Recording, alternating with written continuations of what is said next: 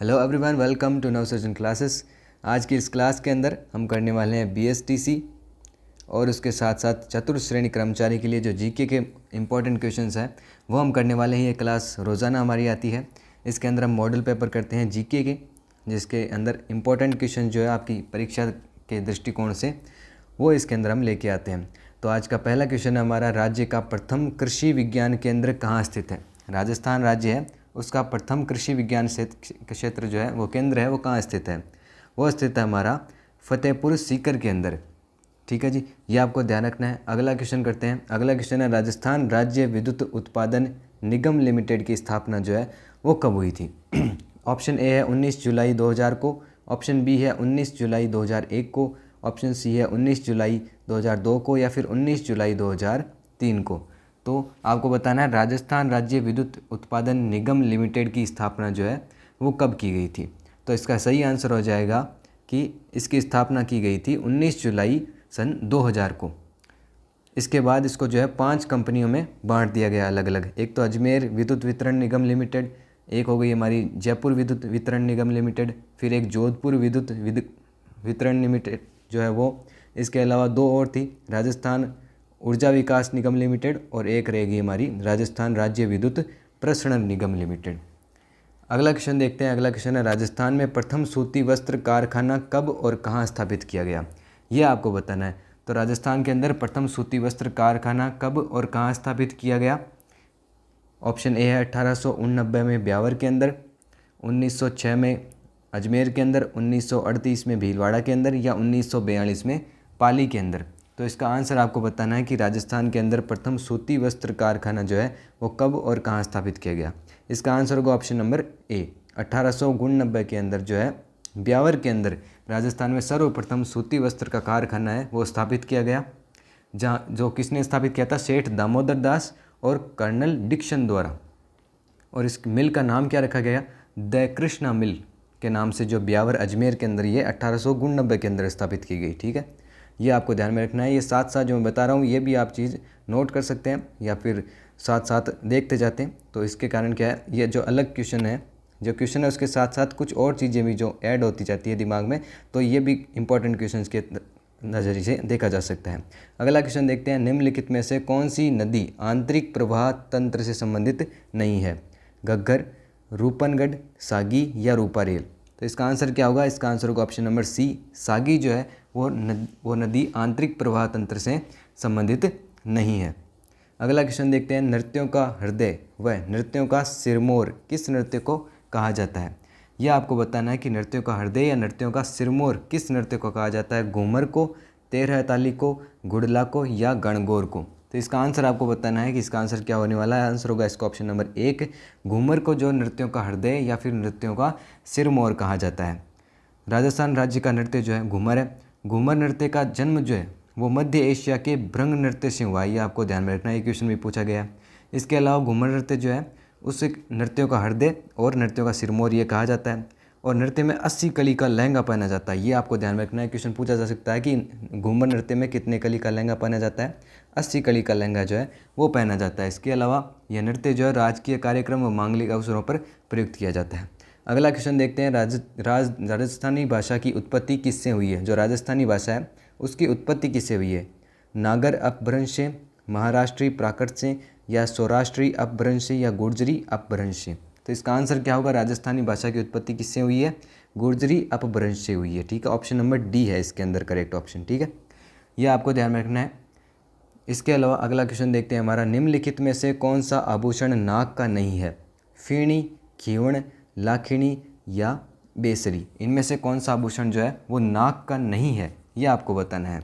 इसका आंसर होगा option number C, लाखिणी जो है वो नाक का नहीं है। यह आभूषण हमेशा कलाई पर पहना जाता है। और बाकी जो 3 बच्चे हैं, फीणी, खीवण और बेसरी, ये जो है नाक में पहने जाते हैं। बेसरी में क्या है, इसमें नाचते हुए मोर की आकृति होती है जो नाक में पहनी जाती है। और बनी ठनी चित्र में नायिका के नाक में जो है बेसनी पहनाई जाती है। ठीक है, बेसरी जो है वो पहनाई जाती है। ठीक है, अगला क्वेश्चन देखते हैं, थार की वैष्णो देवी के नाम से प्रसिद्ध देवी कौन सी है। थार की वैष्णो देवी के नाम से कौन सी देवी प्रसिद्ध है। वीरात्रा माता, अंबिका माता, तनोट माता, या नागणेची माता। इसका आंसर आपको बताना है कि धार की वैष्णो देवी के नाम से कौन सी देवी प्रसिद्ध है? तो ऑप्शन नंबर सी हो जाएगा। तनोट माता जो है वो धार की वैष्णो देवी के रूप में या फिर सेना के जवानों की देवी के रूप में भी इसे पूजा जाता है। तनोट देवी के मंदिर के सामने जो है वर्ष 1965 के अंदर भारत पाक के युद्ध में भारत विजय का प्रतीक विजय स्तंभ बना हुआ है। कहाँ पे बना हुआ है? ये बना है तनोट देवी के मंदिर के सामने। और ये कब बना था? 1965 में, जब भारत पाक का युद्ध हुआ था, उसमें भारत की विजय का प्रतीक है ये, उस टाइम बनाया गया था और विजय स्तंभ इसका नाम रखा गया। अगला क्वेश्चन देखते हैं। लोक देवता बाबा रामदेव जी के मंदिर को क्या कहा जाता है? देवरा, नेजा, मंदिर या थान? तो इसका आंसर क्या होगा? लोक देवता बाबा रामदेव के मंदिरों को क्या कहते हैं? इसको कहा जाता है देवरा। ऑप्शन नंबर ए इसका राइट आंसर हो जाएगा। बाबा रामदेव के मंदिरों को देवरा कहते हैं। देवरा पर श्वेत या तो श्वेत या फिर 5 रंगों की ध्वजा को क्या कहते हैं? नेजा। उसके अलावा रामदेव जी के मेले में तेरह ताली का जो नृत्य है वो काफ़ी प्रसिद्ध है। और इन्होंने जो है बाबा रामदेव जी ने रूणीचा नामक स्थान पर जो है समाधि ली थी। और बाबा रामदेव एकमात्र ऐसे लोक देवता है जो कवि भी थे और इनके द्वारा रचित 24 वाणियाँ जो है एक प्रसिद्ध रचना है।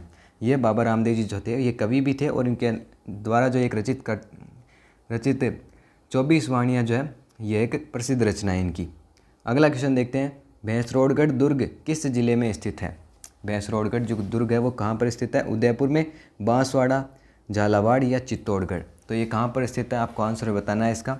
इसका आंसर होगा ऑप्शन नंबर डी, चित्तौड़गढ़ के अंदर स्थित है। चंबल व बामनी नदी के संगम पर है। इस दुर्ग का निर्माण भैंसाशाह व रोड़ा चारण ने करवाया था। इस दुर्ग को राजस्थान का वेल्लोर भी कहते हैं। राजस्थान का वेल्लोर किसे कहा जाता है? भैंसरोडगढ़ दुर्ग को कहा जाता है। ये कहाँ पे स्थित है? चित्तौड़गढ़ के अंदर स्थित है। ये आपको ध्यान में रखना है। अगला क्वेश्चन देखते हैं। बांगड़ के धनी के रूप में कौन प्रसिद्ध है? संत किरोड़ी बाबा, संत गणेश नारायण जी या संत महावीर जी या शक्कर पीर बाबा? तो इसका आंसर आपको बताना है कि बांगड़ के धनी के रूप में कौन प्रसिद्ध है। तो इसका आंसर होगा ऑप्शन नंबर डी, शक्कर पीर बाबा जो है वो बांगड़ के धनी के रूप में प्रसिद्ध है। और इनकी दरगाह कहाँ पे है? नरहड़गांव झुंझुनू के अंदर है। ये आपको ध्यान रखना है। ये शक्कर पीर बाबा की दरगाह कहाँ पे है? नरहड़गांव झुंझुनू के अंदर है। अगला क्वेश्चन देखते हैं हम। महाशिवरात्रि पशु मेला किस जिले में आयोजित होता है? महाशिवरात्रि पर पशु मेला जो है वो किस जिले के अंदर आयोजित होता है? हनुमानगढ़ में, करौली में या झालावाड़ में या जालोर में? तो इसका आंसर क्या होने वाला है? इसका आंसर होगा ऑप्शन नंबर बी, करौली के अंदर जो है महाशिवरात्रि के उपलक्ष्य में पशु मेला आयोजित किया जाता है। ठीक है, पशु मेला करौली के अंदर प्रतिवर्ष बढ़ता है और फाल्गुन की कृष्ण तेरस को बढ़ता है, ये ध्यान में रखना। और हरियाणवी नस्ल के जो पशु होते हैं वो यहाँ पे प्रसिद्ध है इस मेले के अंदर। अगला क्वेश्चन देखते हैं। बाटाडू का कुआं जिसे रेगिस्तान का जल महल कहा जाता है किस जिले में स्थित है? तो बाड़मेर में, जैसलमेर में, जोधपुर में या नागौर में? इसका आंसर क्या होगा? बाटाडू का कुआं कहाँ पे स्थित है? ये स्थित है बाड़मेर के अंदर। ऑप्शन नंबर ए इसके अंदर राइट आंसर हो जाएगा। इसे रेगिस्तान का जल महल भी कहा जाता है। पूछा जा सकता है कि बाटाडू के कुआं को क्या कहते हैं, या रेगिस्तान का जल महल किसे कहा जाता है? बाटाडू का कुआं को कहा जाता है। ठीक है, यह कुआं जो है ये संगमरमर पत्थर से निर्मित है। अगला क्वेश्चन देखते हैं। मेवाड़ का खजुराहो उपनाम से किस मंदिर को जाना जाता है? मेवाड़ का खजुराहो जो उपनाम है ये किस मंदिर को दिया गया है? रूपण माता मंदिर, जगत अंबिका मंदिर या लकुलीश मंदिर या जगदीश मंदिर? तो इसका आंसर क्या होगा? इसका आंसर होने वाला है option number B, Jagdish Ambika मंदिर जो है जगत अंबिका माता मंदिर जो है इसे मेवाड़ का खजुराहो उपनाम से जाना जाता है। ये उदयपुर के अंदर स्थित है और इसका निर्माण जो है वो 10वीं शताब्दी के अंदर हुआ था। इसे मेवाड़ का खजुराहो भी कहा जाता है। यह नागर शैली में निर्मित है और अंबिका देवी का मंदिर है। अगला क्वेश्चन देखते हैं। खानवा का युद्ध किन के मध्य लड़ा गया? राणा कुंभा और महमूद खिलजी, राणा सांगा और महमूद खिलजी, राणा सांगा और इब्राहिम लोदी और राणा सांगा या बाबर के मध्य? तो इसका आंसर क्या होने वाला है? इसका आंसर होगा ऑप्शन नंबर डी, राणा सांगा और बाबर के मध्य जो है खानवा का युद्ध लड़ा गया था। कब लड़ा गया था? ये लड़ा गया था 1527 ईस्वी के अंदर। 1527 ईस्वी के अंदर राणा सांगा और बाबर के मध्य लड़ा गया। और खानवा वर्तमान में कहाँ पे है? भरतपुर के अंदर है। खानवा जो है वो वर्तमान में भरतपुर के अंदर पड़ता है। ये आपको ध्यान में रखना है। अगला क्वेश्चन देखते हैं। राजस्थान के एकीकरण के समय कुल कितनी रियासतें थी? राजस्थान के जो एकीकरण हुआ था उस समय कुल कितनी रियासतें थी? 15, 17, 19 या 21? तो इसका आंसर क्या होगा? आंसर होगा इसका ऑप्शन नंबर सी। कुल 19 रियासतें थी, 3 ठिकाने थे और 1 केंद्र शासित प्रदेश था। रियासतें कितनी थी? 19, ठिकाने कितने थे? 3, और केंद्र शासित प्रदेश कितना था? सिर्फ 1। ठीक है, राजस्थान के एकीकरण के समय ये डाटा था इनका। ठीक है, अगला क्वेश्चन देखते हैं। राजस्थान के प्रथम निर्वाचित मुख्यमंत्री कौन थे? राजस्थान के प्रथम निर्वाचित मुख्यमंत्री कौन थे? ध्यान रखना, निर्वाचित पूछा गया है यहाँ पे। तो हीरालाल शास्त्री, टीकाराम पालीवाल, या नरोत्तमल जोशी, या कमलकांत वर्मा। तो इसका आंसर क्या होने वाला है? राजस्थान के प्रथम निर्वाचित मुख्यमंत्री कौन थे? टीकाराम पालीवाल। अगर यहाँ पे पूछा जाए कि राजस्थान के प्रथम मनोनीत मुख्यमंत्री कौन थे, तो वो हीरालाल शास्त्री होते, लेकिन यहाँ पे निर्वाचित शब्द लिखा गया है, तो इसलिए हम Tikaram Paliwal option number B को टिक करेंगे। ठीक है, अगला क्वेश्चन देखते हैं। अगला क्वेश्चन है, राजपूताना शब्द का जो सर्वप्रथम प्रयोग है वो किसके द्वारा किया गया? Colonel James Tod, William Cook, George Thomas, या उपर्युक्त में से कोई नहीं। तो राजपूताना शब्द का सर्वप्रथम प्रयोग किसने किया था? जॉर्ज थॉमस ने किया था। कब? 1800 ईस्वी के अंदर। 1800 ईस्वी के अंदर जॉर्ज थॉमस जो थे, उन्होंने राजपूताना शब्द का सर्वप्रथम प्रयोग किया। और राजपूताना शब्द का लिखित रूप में सर्वप्रथम प्रयोग कब हुआ था? वो हुआ था 1805 के अंदर। ठीक है, ये आपको ध्यान में रखना है। और उस टाइम किसने किया था? विलियम फैकलिन ने किया था अपनी पुस्तक के अंदर। महाराणा प्रताप के हाथी का क्या नाम था? चेतक, राम प्रसाद, हवाई, या मर्दाना। तो महाराणा प्रताप के हाथी का नाम पूछा है यहाँ पे, क्या था यह आपको बताना है। हाथी का नाम क्या था महाराणा प्रताप के? हल्दी घाटी के युद्ध के पश्चात जो इनका हाथी का नाम था वो था राम प्रसाद। और हल्दी घाटी का युद्ध हो गया था, उसके पश्चात जो हाथी था इनका, उसका नाम अकबर ने रख दिया था पीर प्रसाद। पहले राम प्रसाद था, फिर उसको पीर प्रसाद कर दिया किसने? अकबर ने।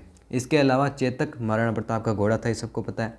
इसके अलावा हवाई जो है ये महाराणा नहीं अकबर का हाथी था, उसका नाम है। और मर्दाना जो है वो मान सिंह का हाथी था। ठीक है, अगला क्वेश्चन देखते हैं। 1857 की क्रांति के समय राजस्थान का एजेंट टू गवर्नर जनरल कौन था?